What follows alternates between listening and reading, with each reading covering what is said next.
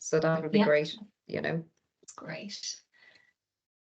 Okay, if you want to go ahead and... I think maybe shall we make a start then? Yeah.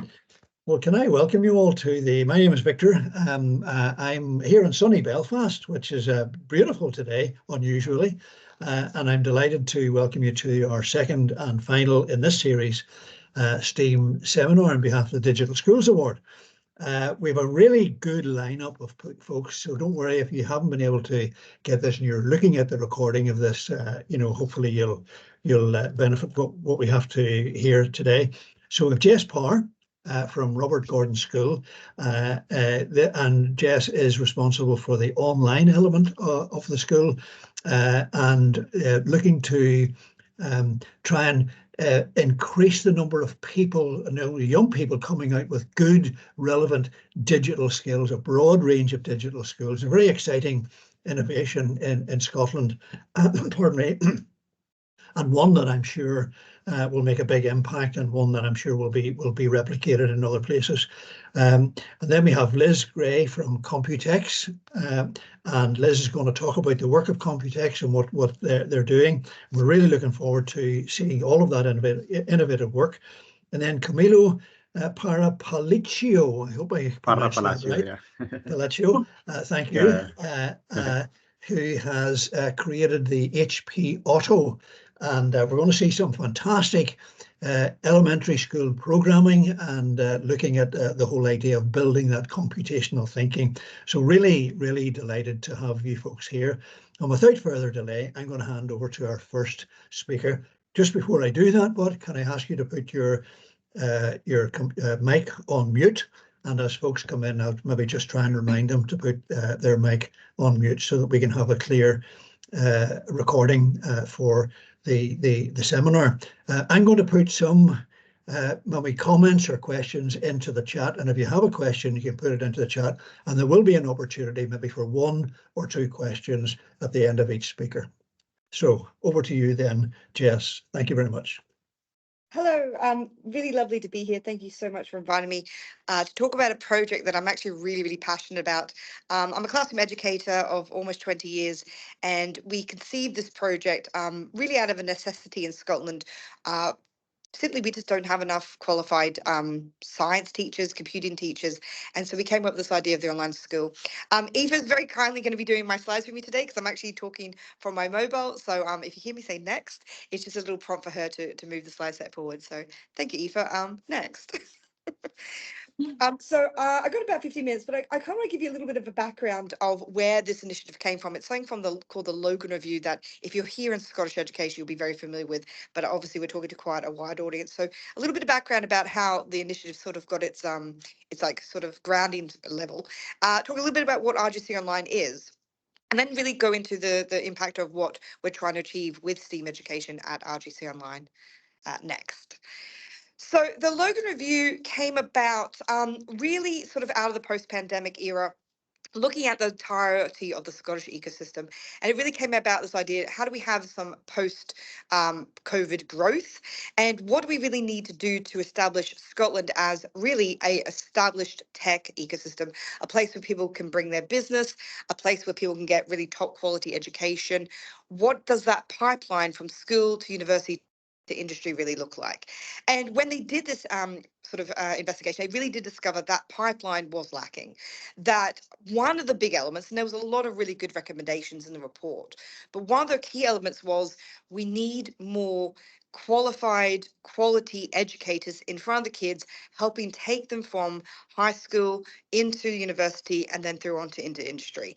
And that if we don't have this pipeline of talent, that it's really going to stem any sort of growth in the Scottish tech ecosystem. So it's kind of out of that post-COVID growth where we ourselves as a school, Robert Gordon's College, had been doing a lot of online teaching through necessity. And from the sort of impetus of the Logan Review, we thought, is this something that we can do? Can we actually make an online school? Next. So when you think about an online school, and this is something that was quoted in the Logan Review, they really talk about the fact that if you don't have that growth, if you don't have that established support for the young people all the way through their sort of educational journey, you're not going to be able to establish any sort of industry. We're looking at, programming, we're looking at the game design, we're looking at all elements of tech that you really need to support the young people. And the lack of particularly computing education was a highlighted area. It's not through lack of want, it was a lack of teachers. A lot of schools aren't able to offer computing maybe through the middle schooling, what we call Nat 5, sort of third year, fourth year of high school. A lot of pupils would like to continue doing that through their entirety of their secondary education, and they can't because the school just doesn't have the teachers to support them. And so this is, as I say, where we've kind of had all this bubbling along, and we thought, is this something that we can do at Robert Gordon's College? Can we make an online school to at least address some of these issues? Next. So what is RGC Online? It is an online school where we're trying to do something a little bit different to what a lot of online programs do, which is put pre-made resources in front of the pupils, pre-recorded lectures. A lot of universities also do that, and they do it to great effect. But we think in the secondary schooling, it's really important that pupils still have that contact with a teacher, that they have this opportunity for live teaching instruction, that they have that rapport with their teacher and they get the support they need. So we've made an online school where the pupils log on, and multiple times a week they have a live instruction and they get taken through the entirety of the SQA course. In Scotland, that's the Scottish Qualifications Authority courses. The year groups I'm going to be talking about in Scotland we would call S5. That's sort of our 16, 17-year-olds, similar to, I believe, the GCSE level in England, sort of around that age group, the sort of middle of secondary schooling. And the S5 year group is particularly an important one for us, because a lot of what you do at that age in your secondary schooling in Scotland really does dictate what you maybe go on to study at university. And so pupils telling us that they don't have access to key STEM subjects at that level is really important, because it does maybe hinder their progress through into university in select courses. Next. So what do we do at the moment at RGC Online? Well, the two key STEM subjects we're teaching at the moment, I haven't quite got to the A yet, but I will talk about it today, I promise, is high computing science and higher applications of mathematics.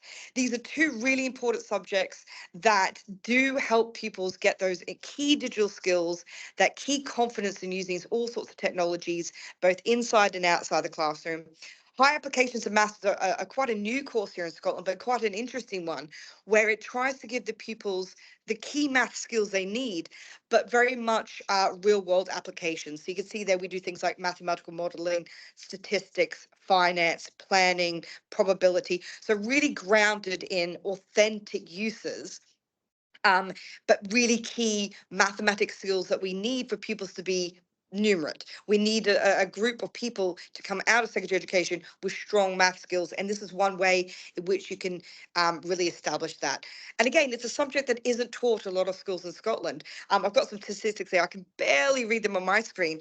But back in 2022, 2023, when we were establishing our RGC Online courses, both of these were a fraction of the potential cohort, the S5 cohort, were actually studying one of these subjects. And again, a lot of that comes down to not necessarily desire to study them, but access to the teachers.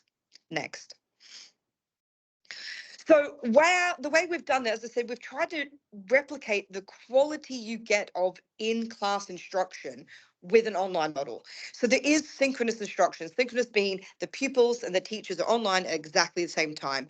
They meet through a tool called Google Meet. We do use a lot of the Google Workspace for Education tools to deliver this, and they log on at the same time, and the teacher maybe presents them some slides. The teacher may give them some problem sets to work through. We do very much a flipped model, and I'll briefly talk about that a bit later, where the teacher will often share a lot of resources ahead of the lesson, so that the time that pupils have together online, they can really use for really deep learning and to clarify any misunderstandings and to really work on those skills. The other element is this asynchronous learning, where the teacher does, as I say, share resources through our platform. We primarily use Google Classroom. And again, it gives the pupils a little bit of that independence. They can log on, do the work at times that suit them. Because we are teaching this online, and we're actually trying to aim to get to pupils across Scotland, we actually do the lessons in the late afternoon, early evening, sort of 5 o'clock to 7. And the reason we do that is it kind of liberates us from timetable restrictions. We're not beholden to any one authority's like timetable. We've got pupils from the very far north of Scotland all the way down near the borders attending our online classes. Next. So, as I said, what sort of online resources are we offering? Well, we have, a whole complement of them. We have an online student intranet where the pupils can log on.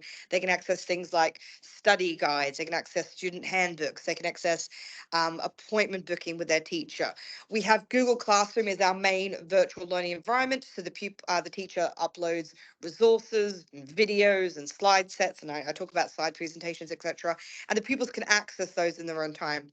The pupils also submit work through Google Classroom. We have digital jotters they complete, and the teachers will review their digital jotters and give them real-time, effective feedback to help guide their learning. So we're trying to replicate, as I say, the pedagogy of the classroom with an online learning environment. Next.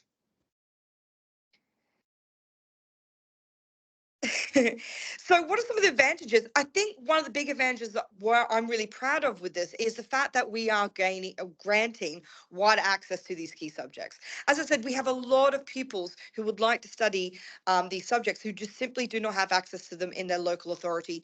I work up here in Aberdeen. Aberdeen has got a really new initiative I really like called ABZ Campus, where they have tried to line up the timetables with a lot of the schools in the authority, and kids at the moment do bus around and they do go do their subjects at different schools. But that still doesn't work for some pupils. They maybe not be able to get the subjects they want to do because of the timetable restrictions. They maybe are gifted and they want to do an additional subject that their school's timetable cannot support. And I'm really proud that we can provide that. I'm quite old, as I say, I've been teaching for about 20 years now. I remember when I was doing physics as a young person back in Australia and I wanted to study physics. And for one term, we didn't have a teacher and we got taught by the radio. And I just sort of laugh when I think how much the technology's moved since then, that we are able to put teachers virtually in front of a classroom delivering live lessons. The other sort of big advantage is the fact that the technology is allowing us to do more personalized learning, to differentiate the sort of activities that the pupils are getting. Google Classroom's excellent for this. The teacher can post 2 versions of an activity, maybe with slightly different resources or slightly different outcomes they're trying to achieve for different learning pathways. We've got some, as I say, some very gifted pupils. These are pupils who are doing this additionally to their normal cohort of usually 5 hires. But we've got some pupils who are crashing subject. They didn't even get to do it in that 5 at their local school. So they need a little bit more scaffolding and support. And the teacher's able to give them differentiated tasks. They don't know they're getting different tasks because it is all seamless through the online environment. And Google Classroom is really, really good for that. Next. Some other advantages are, as I say, the flexibility is really good. The fact that the pupils, particularly with the asynchronous element of the teaching, when they can choose when to do their learning, that's really great. We hear kids talking about they're reading the lesson slides on their phones on the way to school on the train. We've got some who do quite long commutes and they do their assignments while they're on the buses, etc. And that's really quite liberating. They're not beholden to a physical learning environment in a classroom. So we talk about anywhere, anytime learning. Another one is that, again, kind of going back to the personalized learning, they get to set their own pace. They get to go through the materials at their own pace. If they need to spend a bit longer on something, they can spend a bit longer on something. If they need a bit more support, they can get that support. And again, the variety of courses and programs, we're going to be expanding our offering, and we're going to be able to offer subjects that, again, schools just simply can't do because they don't have the teaching staff to deliver those subjects. Next. Now, big thing about digital instruction is it's not a panacea. It's not going to solve all your ills. There does need to be quite a bit of thought given to it. And this is our 2nd year doing the online instruction, and we're still always learning. And I think it is really important to be constantly reflective. So the accessibility of technology was definitely one element we had to think about, because we're asking people to log on. We're asking people to engage with an online environment. They need the devices. They need the stable internet. Now, we were quite lucky. We did a lot of fundraising initially when we came up with the concept, and we do have a little cash where we can help to get the technology to the pupils or support them in their purchasing. But that's something we're conscious of, that we're always going to have to be aware. What technology do the pupils have access to? The pupils who do live in remote areas, what is their Wi-Fi log like? Digital wellbeing is another one as well. We really need to spend time with the pupils, particularly near the start of the year. We do a whole onboarding process where we talk about their digital wellbeing. You know, this is an online learning environment. We know that spending too much time on a screen is not necessarily good for health.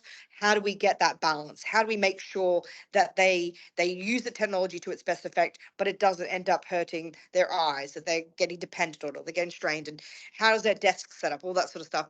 But we also talk about things like digital etiquette and digital hygiene. How are you behaving online? How are you engaging with other people online? More recently, we've been obviously having conversation around the use of AI. And so we're building a whole digital skills curriculum at the same time as delivering these STEM subjects. And safeguarding is obviously another concern. You know, how do we make sure we're keeping our online students safe? And a part of that is have a really good relationship with our local schools. So if we do have any concerns, we have points of contact to communicate with. Next.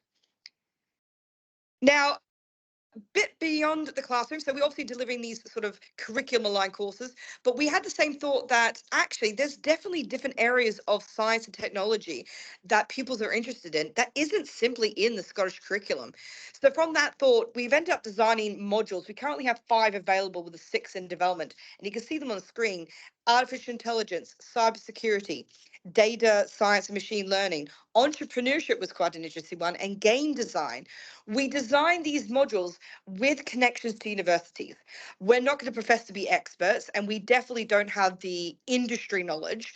So we contacted, ex-alumni that we had at academia. We contacted ex-alumni that we have in industry, and we said, can you help us develop these courses? And they provided a lot of insight, a lot of guidance. We drafted them together, and then we published them through our online platform. And the pupils can do these. They don't have to, but they can do these modules at their own speed. Each takes about 10 hours to complete. They submit a little project to demonstrate that they've done it, and they get a little certificate at the end of the year that says, you've done this a bit of extra learning. It's just to whet their appetite and to expose them, I guess, to as many different areas of science and technology as possible. Next. And as I say, STEM beyond the classroom, these modules, we deliver them through our online platform. And, again, this kind of liberates the pupils from the classroom for their learning. And again, they could do this on their computers, they could do this on their mobile devices and work through materials at their own pace. Next, please. So what are we thinking about into the future? So next session, we are focusing again on those mature students and those gifted students. So at the moment, most of our pupils have been those who are already in school at that S5, so 16, 17-year-old levels. But we're actually next year, we're going to have some pupils who are younger than that joining our course. They're actually already at the sort of capability of studying at a higher level, and they want to pursue their interests. So we definitely want to support that. And we've actually started getting some interest now from mature students, so people who have left secondary school education who would like to come back and get some of those qualifications. We have started partnering, as I said, with ABZ Campus, who are doing this fantastic initiative of supporting the local schools to share teachers. We're going to be their twilight offering, they're calling it, where again, the pupils from the local authority can log on with us in the evening and study. Talking about the A, I promised there was going to be an A in this talk about STEAM education. One of the areas that is definitely something we're quite excited about is we're starting to look at languages. Languages are something that, again, you need such specialist instruction. You need that experienced classroom practitioner to deliver effectively. And some schools just simply cannot get those teachers.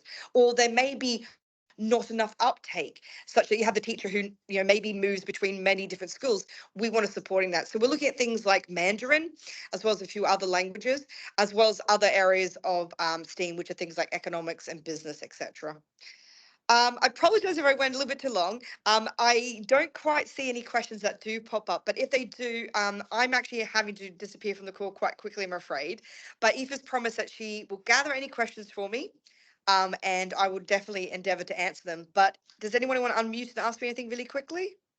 I think, Jess, we're probably, we need to move on. There is one question in the chat, but maybe, I mean, if you have a minute, you can maybe have a look at the chat. I'd be quite keen to move on. But listen, absolutely fantastic. I think I would recommend folks get onto the Robert Gordon College website and have a good look at the amazing work that you're doing. And already you're starting to expand both down the age scale and up the age scale. So really exciting to see what's going on. So thank you very much, and enjoy the rest of your conference. And thank you again for your contribution. I will. Thanks, There's Jeff. Thank you.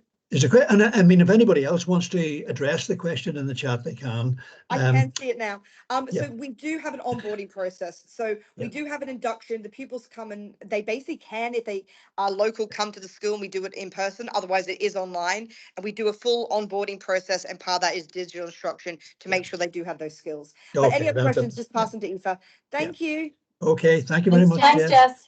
Okay. Bye. Colleagues, without further ado, I'm going to hand over to Liz and Camilo. Liz is part of Computex. He's very, very heavily involved in a whole range of supplying and supporting and developing the digital infrastructure in many, many schools. And we're really excited to learn what's going on there. And then, of course, Camilo and the whole idea of the HP robot. So I'll hand over to you, Liz. Thank you. I am just going to share my screen. So let me know if you can see that there now. Yep, that's good. Yes, I can see it. Yeah. So I'll just briefly introduce myself and Computex. My name is Liz. I have been in the EdTech industry for around about 15 years, both in the UK and in Ireland. I have worked with many brands, be software, hardware, 3D printers, and I've also delved into the one-to-one schools, working with them, bringing them from 0 to 1-to-1. I've always had a passion for STEM and STEAM because I think it's really critical that we can actually develop and engage these students from a young age and bring it right through, because as passionate as we are about today's world, what's in the future, we don't even know what's coming down the line, and we need these educated young people to fulfill the jobs that are going to be there for them when they finish up in their education. I'm so grateful for the opportunity to speak to you all today, and I will just kind of go through some of the challenges and conversations I've experienced from both primary and post-primary schools, some of the solutions that Computex have worked hard to create along with our partners to offer out to schools, talk about some of our STEM and STEAM products that we currently have, and I will, at the very end, hand over to the master, Camilo, who created Otto, and he can blow you away with this magical robot. So without further ado, some of the challenges that schools have spoken to me about, and it's probably not headline news because I'm sure you probably are more than likely aware of these issues. It's not in the curriculum. It's not, there's no funding sometimes, there's lack of funding, so either be for devices, for kits, to upgrade the equipment in the school to help, be it a computer room or create an active learning space, lack of knowledge or CPL available to teachers to deliver this into the curriculum, the lack of staff to help embed STEAM and STEM into the curriculum. I think Jess hit on it a couple of times, that there's just not enough teachers. And a lot of schools feel that if there's not a teacher in the school environment that's going to drive this on and embed this into the curriculum in the post-primary side, it's not going to happen at all. And it's not introduced at a primary school level. So as much as it's great to have it as an option of curriculum in post-primary, if it's not been introduced at the primary level, then it's very hard to engage those students when they get to the post-primary age. Like, they're coming into that awkward teenage years that don't want to seem, stupid, and they're like not, but they just feel that sometimes they're really insecure in their bodies and they don't want to let go of they don't want to become creative like they would when they're a child, and the imagination has no limit. So a lot of schools have said to us that is where you need to start working with, is the primary schools, and really embedding that into primary and trying to get the enthusiasm up and move it forward. So with all those points, we started working with various people in the industry. So Computex, we're really lucky. We have started to work with a partner, a local county council, Longford County Council, and they're helping to embed STEM into both primary and post-primary. They have a great initiative there in Longford County Council that is being headed up by Danny Lynch, and he's head of IT within the council. And he has gone and secured funding from all different projects that he could potentially get. I think he secured a large lump sum of money for each school for devices and STEM kits. Not only that, he works closely with Microsoft Dreamspace, and they run a 10-week course each year for schools to help embedding coding into the primary level. And then at the end of that 10-week course, they actually host an event for primary schools called the Digital Dreamspace for Primary Schools in Longford. Last year was the first year that he ran it, and they had 300 pupils in attendance, and they're hosting it this year in May, and they have 600 pupils already registered to attend, which is phenomenal. Like, that's just double it. Like, that shows to show you how much of an appetite and a hunger is within the primary schools to really develop this out. And it's also helping the teachers to create a curriculum that they can use in the classroom in primary to develop that out for them students. Another program that we work with in conjunction with HP is our ETAS. And ETAS is EdTech as a service. So that provides tech, any level of tech, into a school in real time. So you don't have to wait for a budget to come or a grant to be landing. You can get what you need at a absolutely fixed monthly budgeted cost. So I've talked about, or I mentioned that we have created a bespoke STEM bundle. So it's devices, it's microbit kits, it's a trolley charging device, it's service and support. And with that, that's becoming as provided a monthly budgeted cost that will be available to all schools in Ireland.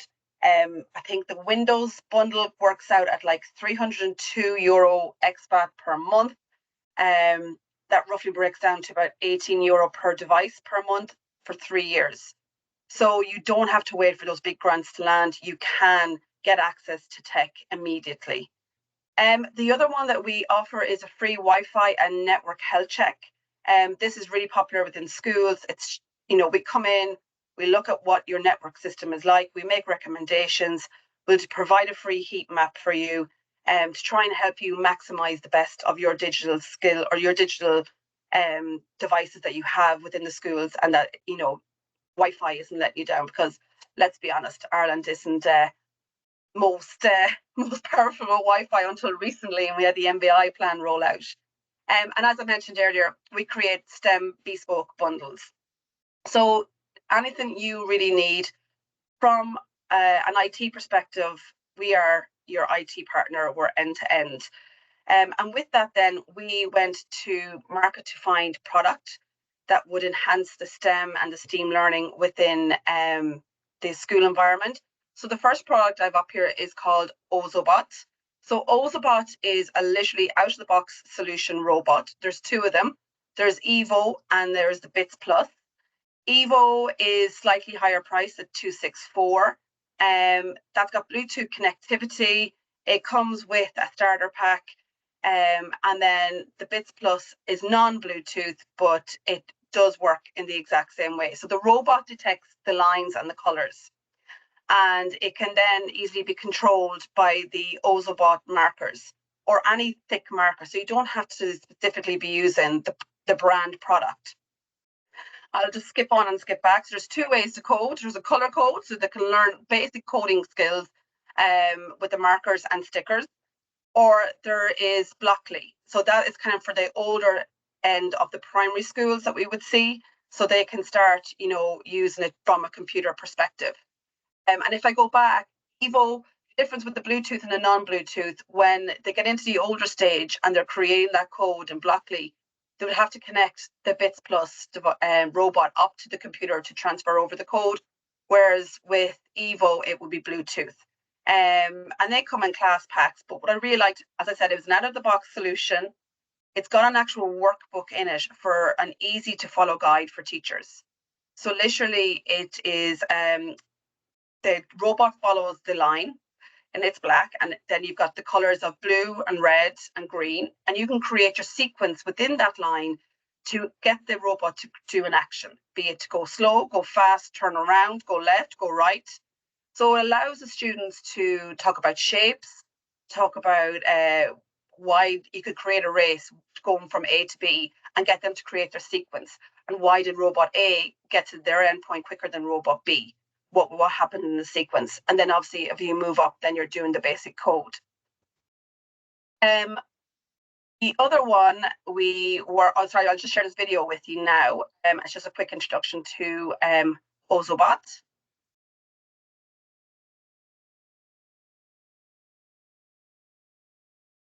Sorry, that was me.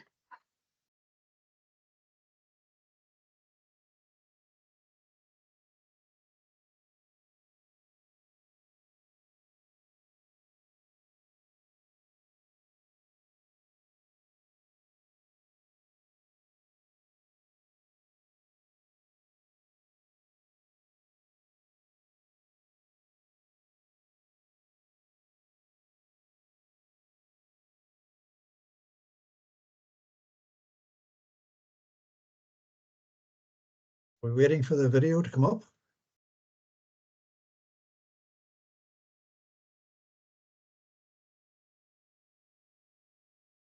So as you can see, it has a really blended approach of screen and non-screen, which I think is really critical for kids to be creative and to take them away from the screen environment sometimes, and then to also just be hands-on with the robot, get them critical thinking. The other partner that we have within Computex is the BBC Microbit. So the Microbit is an award-winning program device, and this just allows students to get hands-on with coding. It's been around for a long time at this stage. It's very well known. A lot of the post-primary schools and primary schools would really be interested in getting these kits into their environments. We've had a lot of requests for the Microbit kits. You know, you can use it to really inspire your students to be creative and get the critical thinking aspect of it as well. The kits start from roughly, you can get ones that start from €5 and work their way up. It's not a real expensive piece of equipment, but it is very good for getting them to start, you know, thinking and understanding the sensors of the actual the bit itself, and understand a bit more about coding. I'm going to play this quick video for you now, just to introduce it if you aren't aware of microbits.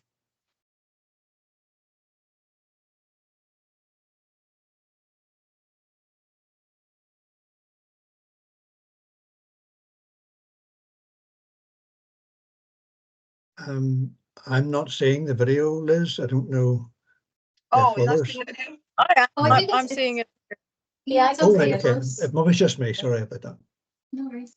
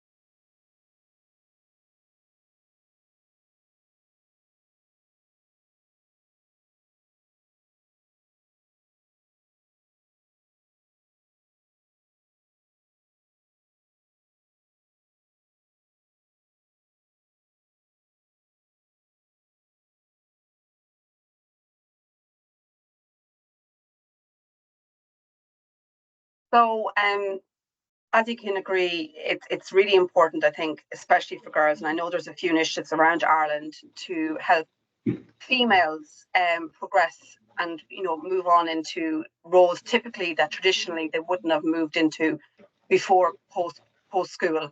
I don't know if you know this, but Maureen, my colleague, she was on earlier. She was on the call earlier on. She's actually a mentor for a STEM project that's in Maynooth University for post-primary girls to join.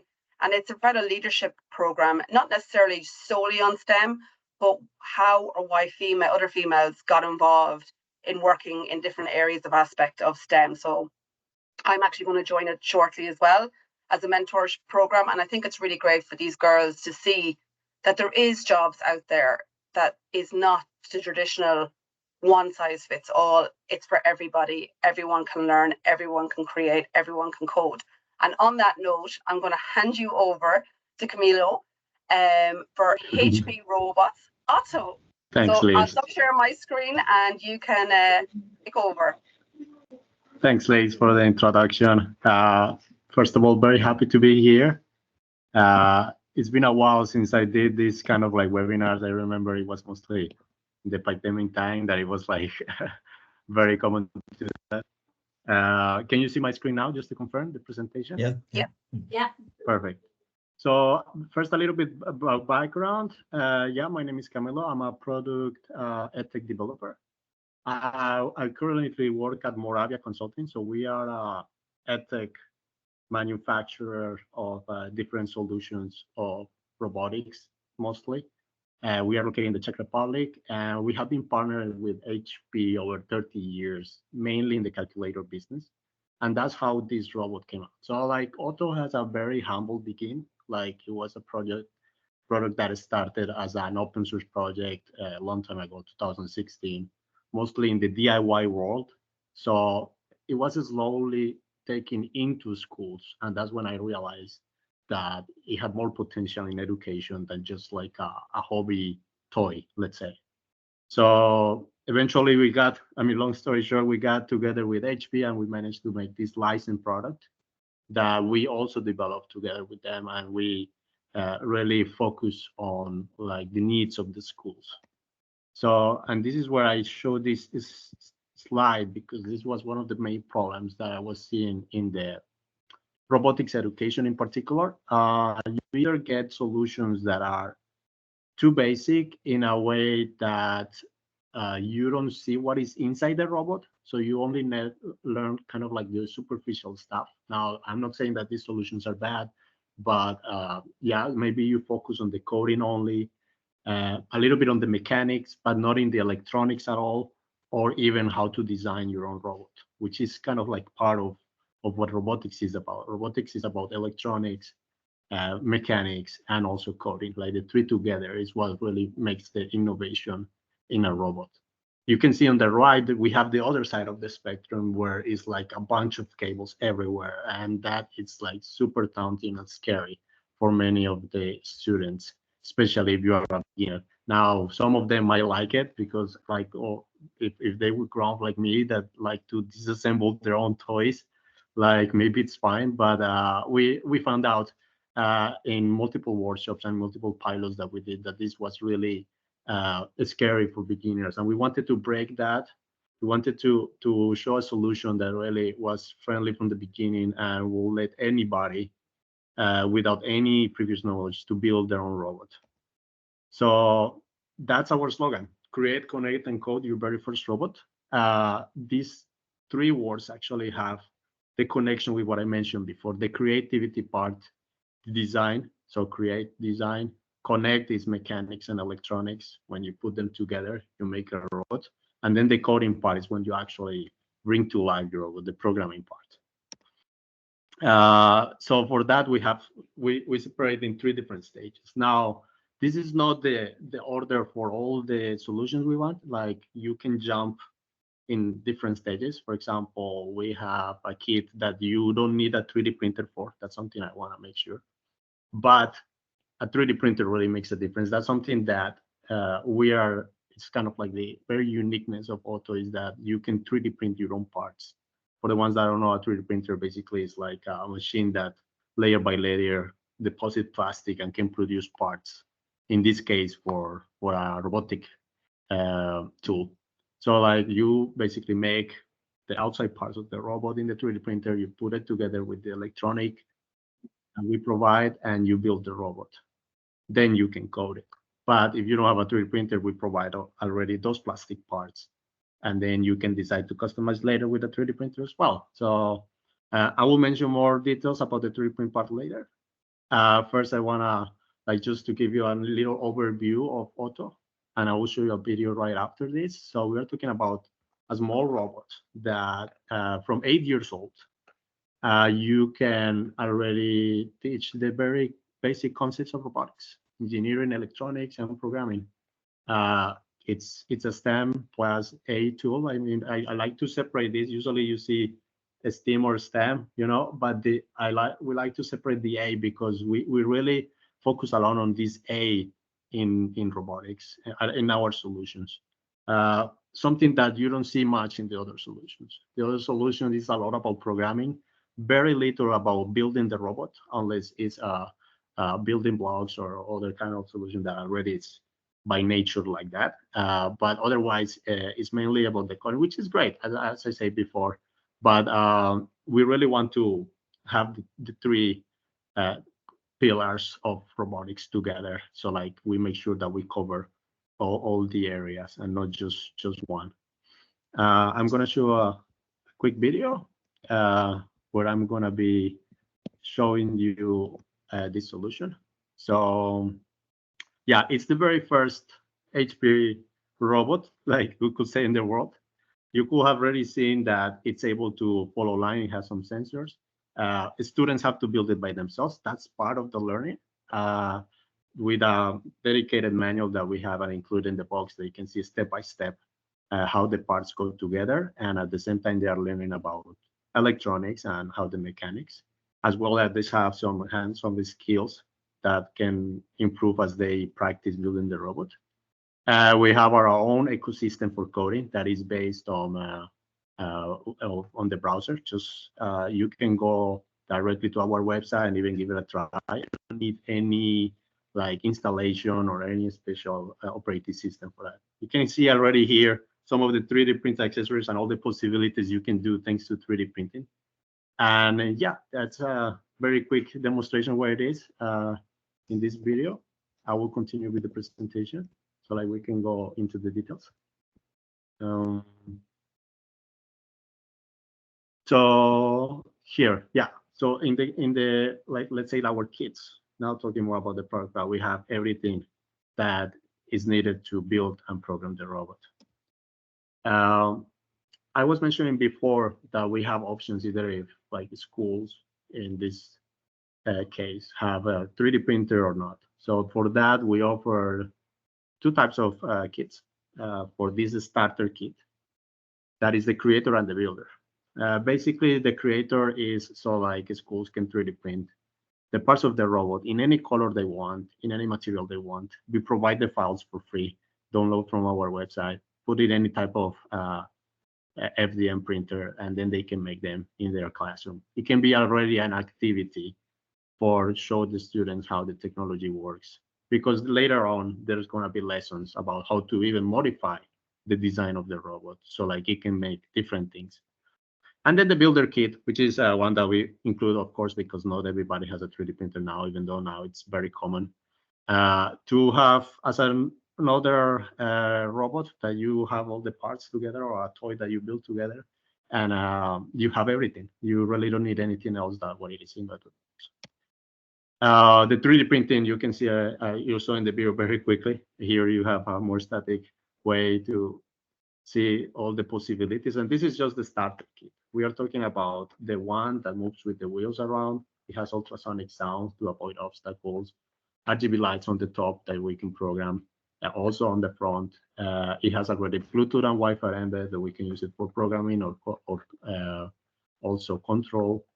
It has already the rechargeable battery. You don't need to buy anything for separate. So it already includes everything to make the robot work. Now, this is the starter version because it's very simple to build.